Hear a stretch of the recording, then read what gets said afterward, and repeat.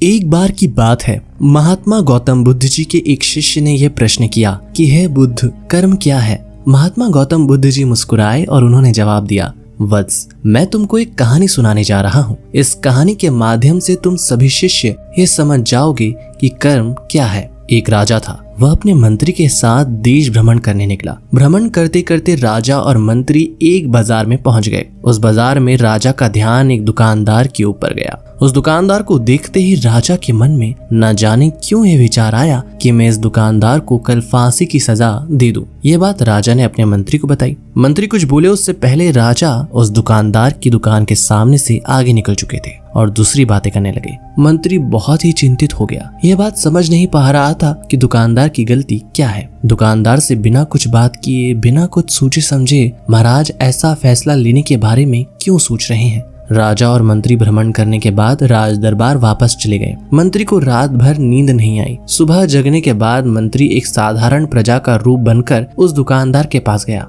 और उस दुकानदार से पूछा, तुम क्या बेचते हो। दुकानदार ने जवाब दिया, मैं चंदन की लकड़ी बेचता हूँ। फिर मंत्री ने आसपास के लोगों से दुकानदार के बारे में पूछना शुरू किया। सबने जवाब दिया कि दुकानदार किसी से बोलता नहीं है, हमेशा दुखी रहता है। मंत्री को बात समझ में आ गई। मंत्री फिर वापस दुकानदार के पास गया और उस दुकानदार से पूछा, तुम दुखी क्यों रहते हो। दुकानदार ने बताया, मैं दुखी इसलिए रहता हूँ क्योंकि मेरी दुकान पर लोग आते हैं, चंदन की लकड़ियाँ सूंघते हैं और बोलते हैं बहुत ही सुंदर है, बहुत ही अच्छी महक है, लेकिन कोई खरीदता नहीं है, इसलिए मैं बहुत दुखी रहता हूँ। मंत्री दुकानदार की बात सुनकर खुद भी भावुक हो गया। कोई भी दुकानदार दुखी क्यों ना हो अगर उसके दुकान का कोई भी सामान खरीदा ना जाए, जबकि सामान में कोई कमी ना हो। मंत्री सोचने लगा कि दुकानदार अपने दुखों की वजह से इतना दुखी रहता है, परंतु राजा इस दुकानदार को फांसी पर क्यों लटकाना चाहते हैं। अर्थात राजा के मन में आए हुए विचार का उत्तर अभी तक मंत्री को नहीं मिला था। मंत्री ने फिर दुकानदार से पूछा,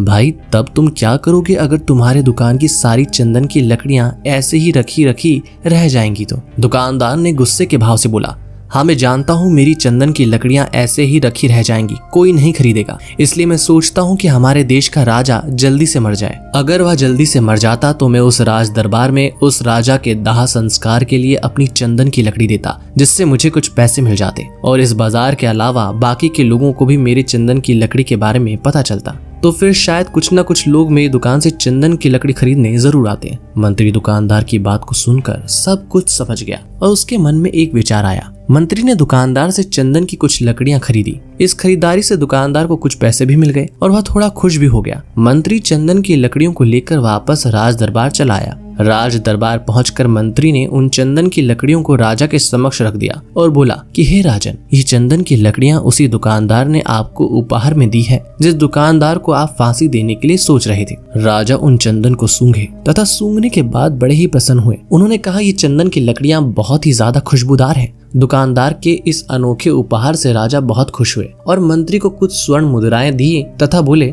जाओ उस दुकानदार को ये स्वर्ण मुद्राएं इनाम में देना और बोलना कि आज के बाद महल में जब कभी भी चंदन की लकड़ी की जरूरत पड़ेगी तब तुम्हारी दुकान से ही चंदन की लकड़ी ली जाएगी। मंत्री जी मुस्कुराने लगे तथा ये सोचने लगे कि अब तो राजा के मन में उस दुकानदार को फांसी देने का विचार आ ही नहीं सकता, क्योंकि अब तो हमेशा राज दरबार के लिए चंदन की लकड़ियों के इंतजाम की जिम्मेदारी उस दुकानदार को मिल गई है। मंत्री स्वर्ण मुद्राओं को लेकर वापस दुकानदार की तरफ चल दिया। इधर राजा इस विचार में पड़ गए कि वह दुकानदार तो बड़ा ही अच्छा इंसान है। जिस वक्त मैं उसके बारे में यह सोच रहा था कि मैं इसको कल फांसी दे दूंगा, तब शायद उसके मन में उस समय यह विचार चल रहा था कि राजन पहली बार मेरी दुकान के सामने आए हैं, क्यों ना मैं उनको अपनी सुंदर और खुशबूदार लकड़ियों को उपहार में दूं। और आज उसने मुझे उपहार दे भी दिया। बेवजह ही मैं उसको फांसी देने के बारे में सोच रहा था। इधर मंत्री दुकानदार के पास पहुंच गया। मंत्री ने राजा के द्वारा दी गई स्वर्ण मुद्राओं को दुकानदार को देते हुए कहा कि जिन चंदन की लकड़ी को कल मैं खरीद कर ले गया था, उन चंदन की लकड़ियों को राजा ने बहुत पसंद किया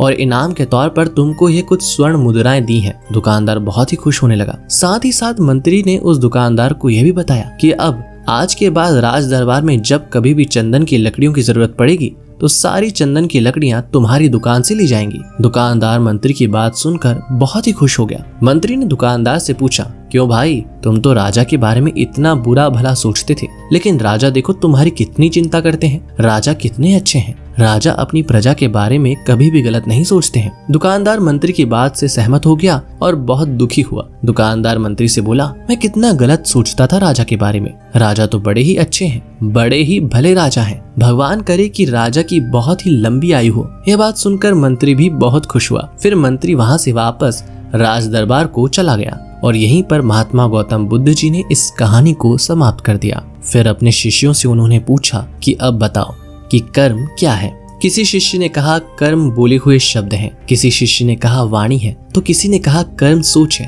तो किसी ने कहा कर्म भावना है। अपने सारे शिष्यों का जवाब सुनने के बाद महात्मा गौतम बुद्ध जी ने बताया कि कर्म हर एक इंसान के खुद के विचार होते हैं। हमारे विचार जैसे रहेंगे हम वैसे ही कर्म करेंगे और उन्हीं विचारों के द्वारा किए हुए हमारे कर्म सुख और दुख के लिए उत्तरदायी होंगे। अर्थात हमारे विचार अगर गलत हैं तो हमारे द्वारा किए हुए कर्म भी गलत होंगे तथा इसका परिणाम भी गलत निकलेगा। परिणाम स्वरूप हम दुखी रहेंगे। अगर हमारे विचार सही रहेंगे तो हम सही कर्म करेंगे। सही कर्म करेंगे तो फिर सही फल मिलेगा, जिससे हम सुखी रहेंगे। इस कहानी से हमने ये सीखा कि अगर हमारे विचार सही रहेंगे, निष्पाप रहेंगे, तो उन्हीं निष्पाप और सही सोच की वजह से लिया गया हर फैसला सही होगा। जब सही फैसला लेंगे तब वह हमारे द्वारा किए हुए सही कर्म होंगे। जब सही कर्म होंगे तो सही परिणाम मिलेगा, जिसकी वजह से हम सुखी रहेंगे, हम खुश रहेंगे। तथा इसी जगह पर अगर हमारे विचार गलत रहेंगे तो हमारे द्वारा लिया गया फैसला भी गलत होगा और किया गया कर्म भी गलत होगा, जिसे दुष्कर्म कहा जाता है। और उन्हीं दुष्कर्म की वजह से परिणाम भी गलत मिलेगा। तब हम दुखी रहेंगे, परेशान रहेंगे। हमें उम्मीद है आपको ये वीडियो अच्छा लगा होगा। ऐसे ही और वीडियो देखने के लिए चैनल को सब्सक्राइब कर लीजिए। वीडियो देखने के लिए आपका बहुत बहुत धन्यवाद।